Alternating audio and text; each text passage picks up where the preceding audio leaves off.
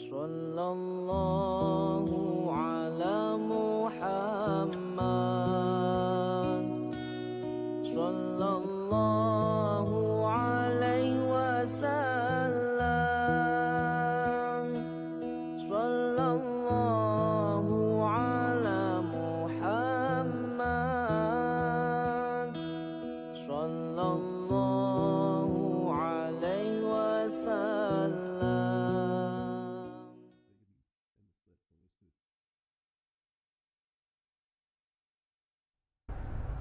إن الحمد لله نحمده ونستعينه ونستغفره ونعوذ بالله من شرور أنفسنا ومن سيئات أعمالنا. من يهده الله فلا مضل له ومن يضلل فلا هادي له. أشهد أن لا إله إلا الله وحده لا شريك له وأشهد أن محمدًا عبده ورسوله. اللهم صل على سيدنا محمد وعلى آله وأصحابه ومن تبعهم بإحسان إلى يوم الدين. أما بعد، فيا عباد الله اتقوا الله حق تقاته ولا تموتن إلا وأنتم مسلمون. قال الله تعالى في القرآن الكريم: أعوذ بالله من الشيطان الرجيم. وليخشى الذين لو تركوا من خلفهم ذرية ضعافا خافوا عليهم فليتقوا الله وليقولوا قولا سديدا. فقال أيضا: لقد كان لكم في رسول الله أسوة حسنة لمن كان يرجو الله واليوم الآخر وذكر الله كثيرا. وقال النبي صلى الله عليه وسلم: كلكم راع ومسؤول عن رعيته. صدق الله العظيم وصدق رسوله النبي الكريم ونحن على ذلك من الشاهدين والشاكرين والحمد لله رب العالمين. Ikhwatul iman, jamaah salat Jumat rahimakumullah. Pertama dan utama, marilah kita panjatkan puji syukur kepada Allah Subhanahu wa taala atas taufik dan hidayahnya, kudrat dan iradahnya pada hari yang berbahagia ini di tanggal 11 Zulhijjah 1444 Hijriah. Kita semua diberikan kesempatan oleh Allah Subhanahu wa taala untuk taqarrub ila Allah dengan menegakkan salat Jumat berjamaah pada hari ini. Mudah-mudahan ibadah kita diterima oleh Allah Subhanahu wa taala.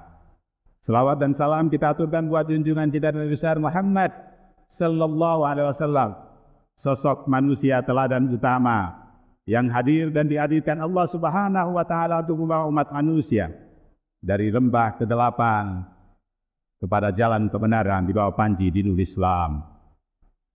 Saya mengajak diri saya dan jemaah sekalian untuk terus meningkatkan iman dan takwa kita kepada Allah Subhanahu wa taala. Takwa dalam artian sesungguh-sungguhnya tekad kuat penuh kesadaran untuk menjalankan semua perintah Allah dan menjauhi segala larangannya. Karena ketahuilah bahwanya dengan jalan itu kita dijamin Allah Subhanahu wa taala keselamatan, kemenangan, kebahagiaan dan kesuksesan hidup di dunia wal akhirah.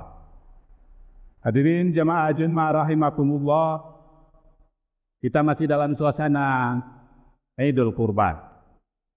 Dan oleh karena itu saya mengajak kita semua untuk merenungkan beberapa hal penting yang berkenaan dengan peristiwa kurban dan sejarah kisah Nabi Allah Ibrahim alaihissalam dan Nabi Ismail alaihissalam beserta Ibu Hajar, untuk menjadi refleksi kita di dalam menghadapi apa yang disebut memasuki Indonesia emas yang dituntut dengan mempersiapkan generasi emas, generasi yang akan menjalani dan memberikan peran penting di dalam membawa Indonesia ini kepada kehidupan yang diridai Allah Subhanahu wa taala. Hadirin jemaah Jumat rahimakumullah, hal pertama dan utama yang sangat penting untuk kita renungkan dan kita tanamkan ke dalam diri kita adalah berkenaan dengan apa yang kita kenal dengan ibadah haji, yang dapat kita sebut sebagai forum kongres umat sedunia, yang menggambarkan betapa pentingnya persatuan dan kesatuan umat, betapa agungnya kemuliaan, kebesaran Allah Subhanahu wa Ta'ala, yang salah satunya ditunjukkan tentang keharusan kita menjaga, memelihara dan memperkuat kesatuan umat gitu. Di sana memberikan pesan penting kita tentang keharusan kesatuan visi, kesatuan misi, kesatuan orientasi dan tujuan hidup kita di atas dunia ini. Semua mereka mengenakan kain warna yang sama. Betapapun dia berasal dari strata sosial yang berbeda, tidak ada di hadapan Allah Subhanahu wa Ta'ala kecuali ketakwaan itu. Dan oleh karena itu, di tengah-tengah dinamika kehidupan keumatan dan kebangsaan kita, maka tiada ada peran penting yang harus kita lakukan setidak-tidaknya melalui doa kepada Allah, agar spirit, semangat, dan manifestasi wujud persatuan dan kesatuan umat di dalam kehidupan kebangsaan kita menjadi sebuah keniscayaan. Wa ta'awanu 'alal birri wat taqwa wa la ta'awanu 'alal itsmi wal 'udwan. Bertolong-tolonglah kamu dalam hal takwa dan jangan bertolong-tolong di dalam perbuatan dosa. Wa atasimu bihablillahi jami'an wa la tafarraqu. Berpegang teguhlah kamu semua kepada tali agama Allah dan jangan bercerai-berai. Dinamika kehidupan sosial, kemasyarakatan dan kebangsaan kita memberikan peringatan besar kepada kita sebagai komponen besar dalam kehidupan kebangsaan ini untuk mengambil peran penting, meneruskan, memperkokoh persatuan dan kesatuan bangsa dan umat ini. Hadirin jemaah Jumat rahimakumullah. Oleh karena itu, hal penting yang kedua yang juga menjadi bahan renungan kita bersama adalah berkenaan dengan kisah Nabi Ibrahim alaihissalam dan Nabi Ismail alaihissalam, yang antara lain menggambarkan betapa pentingnya dan keharusan penting dari setiap kita untuk menumbuhkan kekhawatiran, meninggalkan generasi yang lemah, generasi penerus tauhidiyah, tauhidullah, generasi penerus risalah kebenaran. Dan itulah yang dilakukan oleh Ibrahim alaihissalam dengan berdoa kepada Allah Subhanahu wa Ta'ala untuk diberikan seorang putra agar memberikan peran penting di dalam meneruskan risalah dinul Islam itu. Dan oleh karena itu, Allah mengingatkan kita di dalam Al-Quran, pada surah An-Nisa ayat 9 yang saya bacakan di awal khutbah. Wal yakhalladzina law taraku min khalfihim dzurriyyatan di'afa khafu 'alaihim falyattaqullaha wal yaqulu qaulan sadida. Dan hendaklah takut kepada Allah orang-orang yang seandainya meninggalkan di belakang mereka anak-anak yang lemah, yang mereka khawatir terhadap kesejahteraan mereka. Oleh karena itu, hendaklah mereka bertakwa kepada Allah dan hendaklah mereka mengucapkan perkataan yang benar. Kekhawatiran meninggalkan generasi yang lemah di tengah dinamika kehidupan, kemajuan ilmu pengetahuan dan teknologi yang sering membuat orang jauh dari Allah Subhanahu wa Ta'ala.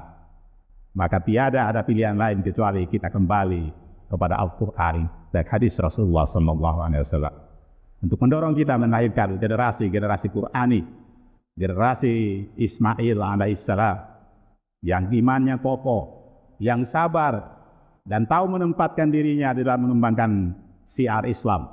Dan daripadanya Allah menurunkan baginda Nabi Muhammad SAW sebagai khatamun Nabi, penerus risalah kebenaran yang kita yakini dan harus menjadi teladan kita. Itulah sebabnya Allah juga mengingatkan kepada kita bahwa baginda Rasulullah adalah sosok teladan utama. Laqad kana lakum fi Rasulillahi uswatun hasanah. Sungguh pada sosok teladan Rasulullah itu contoh teladan yang utama bagi kita semua. Oleh karena itu jemaah rahimakumullah, Nabi Ibrahim kita kenal sebagai Khalilullah, sosok pemimpin utama yang juga harus menjadi bagian dari teladan kita di dalam mengasuhi era generasi, mempersiapkan generasi emas, menghantarkan Indonesia menjadi Indonesia yang emas di tahun 2045 nanti. Dan oleh karena itu tiada pilihan lain bagi kita sekali lagi kecuali bergegas untuk masing-masing kita mempersiapkan dalam satu kesatuan barisan agar generasi ke depan kita adalah generasi emas yang memiliki kecerdasan, memiliki akhlak, budi pekerti dan kepedulian yang kuat. Itu juga berarti bahwa bagaimana kita mendorong untuk mempersiapkan pemimpin masa depan, pemimpin yang membawa perbaikan, kemaslahatan, hidup dan kehidupan umat manusia, wabil khusus umat manusia bangsa Indonesia yang kita cintai ini, agar melewati era Indonesia emas, menghantarkan Indonesia menjadi bagian dari bangsa di dunia yang memberikan peran penting dalam kehidupan itu. Oleh karena itu setidak-tidaknya 4 kriteria pemimpin yang benar yang dicontohkan oleh baginda Rasulullah SAW adalah menjadikan generasi yang siddiq, yang benar, yang jujur di tengah-tengah dinamika yang menghantarkan banyak manusia tergelincir di dalam perbuatan dosa dan tidak jujur dan tidak benar. Jadilah kita semua anak-anak mahasiswa itu adalah manusia yang barisan generasi penerus, generasi yang siddiq, generasi yang amanah, generasi yang dapat dipercaya untuk mengemban tugas dan amanah, memberi yang terbaik bagi kemajuan bangsa dan negara ini. Dan generasi yang fatona, generasi yang cerdas, yang memiliki ilmu pengetahuan dan teknologi di tengah-tengah dinamika kehidupan kita dewasa ini. Dan generasi yang tabligh, yang memiliki peran dan kesadaran tanggung jawab untuk menyebarkan kebajikan dan kebaikan ke depan ini. Hadirin jemaah Jumat rahimakumullah, setiap kamu adalah pemimpin dan setiap pemimpin akan diminta dan pertanggungjawaban akan kepemimpinannya itu. Itulah sabda Rasulullah Muhammad sallallahu alaihi wasallam di dalam hadis yang diriwayatkan Imam Bukhari dan Muslim yang juga harus menjadi bahan renungan kita semua. Umar bin Khattab radhiyallahu anhu berkata, tiada Islam melainkan dengan jamaah, tiada jamaah melainkan dengan kepemimpinan, dan tiada kepemimpinan melainkan dengan kesatuan, ketaatan. Marilah kita menjadi barisan satu jamaah, jamaah Al-Huriyah, jamaah IPB, yang kemudian tegak kokoh kuat mengembangkan kepemimpinan dengan siddiq, amanah, fatanah, dan tabligh. Di sisi lain jamaah rahimakumullah, Rasulullah SAW mengingatkan kepada kita tentang pemimpin yang jahil, yang berfatwa tanpa ilmu.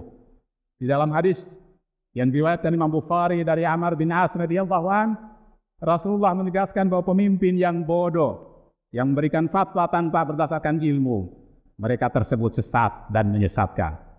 Kita tentu tidak ingin menghadirkan generasi masa depan, generasi emas, sebagai pemimpin masa depan, sebagai pemimpin yang bodoh. Tetapi kita harap pemimpin yang cerdas, yang siddiq, amanah, dan fatanah. Pemimpin yang kejam dan jahat menurut hadis Rasulullah yang diriwayatkan oleh Imam Ad-Darimi. Salah satu tanda hari kiamat adalah orang-orang yang jahat dan kejam diangkat jadi pemimpin. Di hadis yang lain Rasulullah SAW melalui Imam Muslim dan Ibnu Mas'ud, pemimpin yang suka mengulur pelaksanaan salat dari waktunya, pasti suatu saat kata baginda Rasulullah, kalian akan menemukan para pemimpin yang mengakhirkan waktu salat dari waktu yang telah ditetapkan, seolah-olah mereka itu dalam detik-detik akhir menjelang kematiannya. Bila kalian melihat mereka seperti itu, maka salatlah kalian tepat pada waktunya. Pemimpin yang menjadikan penjahat dan pemain preman menjadi orang kepercayaan, disyaratkan oleh baginda Rasulullah dalam sebuah hadis yang diriwayatkan Ibnu Hibban, benar-benar akan datang kepada kalian suatu zaman yang para penguasanya menjadikan orang-orang jahat sebagai orang kepercayaannya. Pemimpin yang jahat, berhati setan, disyaratkan oleh baginda Rasulullah di dalam hadis yang diriwayatkan Imam Muslim, sepeninggalku kelak akan muncul para pemimpin yang tidak mengikuti petunjukku dan tidak meniti jejak sunnahku. Di antara mereka ada orang-orang yang berhati setan, namun fisik mereka adalah manusia. Na'udzubillahi min dzalik.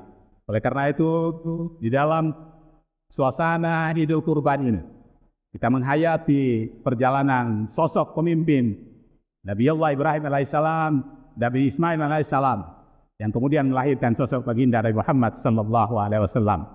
Maka bagilah kita untuk segera merenungkan hal itu agar kita bergegas masing-masing diri kita dalam kesatuan jamaah untuk menyiapkan generasi penerus kita, generasi yang memiliki sifat sidik, tablik, amanah, dan fatanah itu.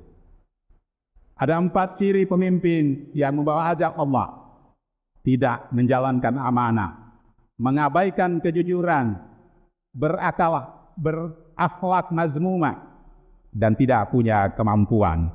Mudah-mudahan kita semuanya memiliki atau jauh dari sikap-sikap karakter pemimpin seperti yang digambarkan oleh baginda Rasulullah SAW.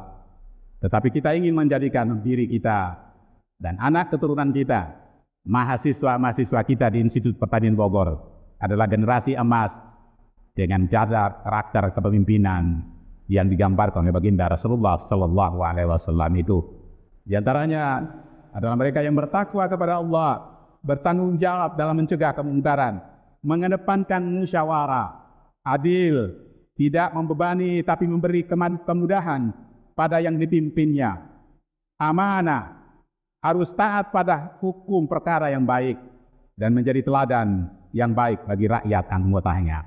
Sekali lagi mudah-mudahan kita semuanya mendorong dan ketahuilah bahwa peran penting yang disyaratkan Allah di dalam Al-Quran, di dalam sejarah adalah sosok seorang ibu Siti Hajar yang dalam usahanya lari bolak-balik dari Syafa ke Marwah untuk menyelamatkan Ismail sebagai penerus generasi Qur'ani, generasi Tauhidi.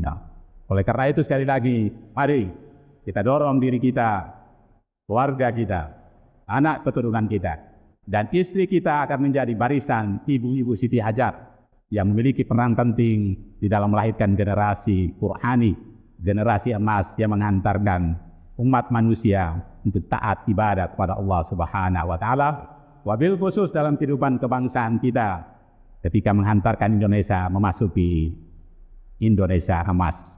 Barakallahu li wa lakum fil Qur'anil azim wa nafa'ani wa iyyakum bima fihi minal ayati wa dzikril hakim wa taqabbala minni wa minkum tilawatahu innahu huwal ghafurur rahim.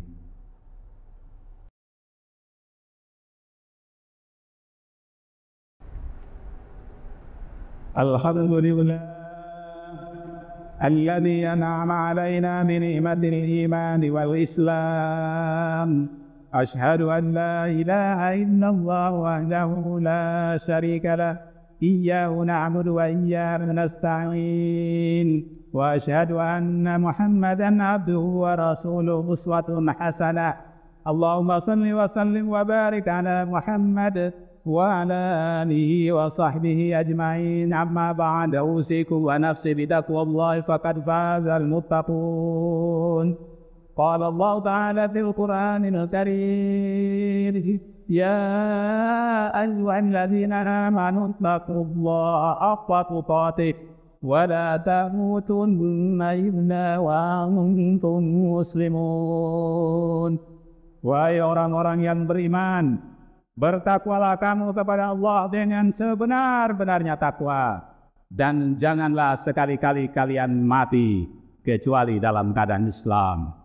Faqala aidan: ya ayyuhalladzina amanu taqullaha wal tanzur nafsum ma qaddamat lighadin wattaqullaha innallaha khabirum bima ta'malun. Wala takunu kalladzina nasullaha fa ansahum anfusahum ulaika humul fasiqun. Wahai orang-orang yang beriman, bertakwalah kamu kepada Allah, dan hendaknya setiap diri mempersiapkan bekal untuk hari esoknya. Dan bertakwalah kamu kepada Allah, berhati-hatilah kamu dengan perintah dan larangan Allah, karena sesungguhnya Allah Maha mengetahui apa yang kalian lakukan. Janganlah kalian seperti orang-orang yang telah datang kepadanya berita kebenaran tetapi ia cuek. Itulah orang-orang fasik yang tidak mau melakukan apa yang telah dijanjikan Allah dan Rasul-Nya. Hadis Rasulullah juga menegaskan kepada kita dari Abu Hurairah, Rasulullah berkata, di antara tanda kesempurnaan iman seseorang ialah dia meninggalkan sesuatu yang tak bermanfaat baginya. Bergegaslah kita semua memanfaatkan setiap waktu kita untuk ibadah, meningkatkan kualitas dan kuantitas keimanan kita, agar dengannya menjadi orang-orang yang siap mengarungi lautan kehidupan menuju ridha Allah Subhanahu wa Ta'ala.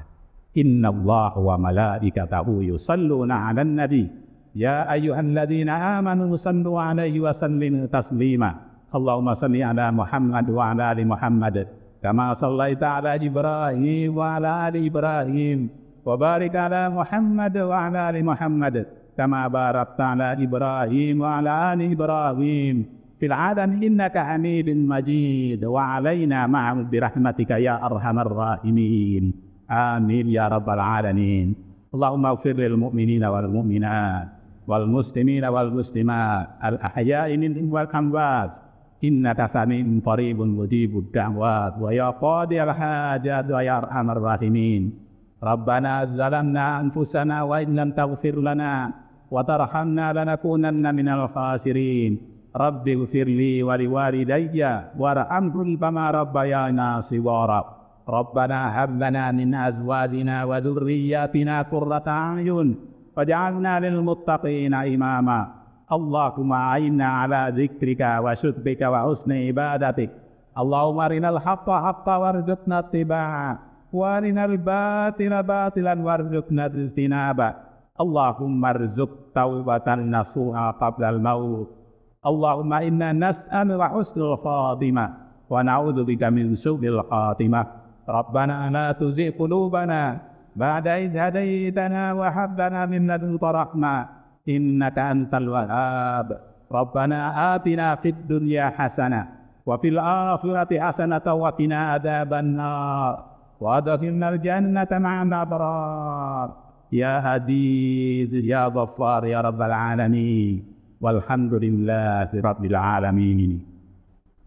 Ibadallah, innallaha ya'muru bil 'adli wal ihsan wa ita'i dzil qurba wa yanha 'anil fahsya'i wal munkari wal baghi. Ya'idukum la'allakum tadhakkarun. Wa la dzikrullahi akbar. Aqimis shalah. Sallallahu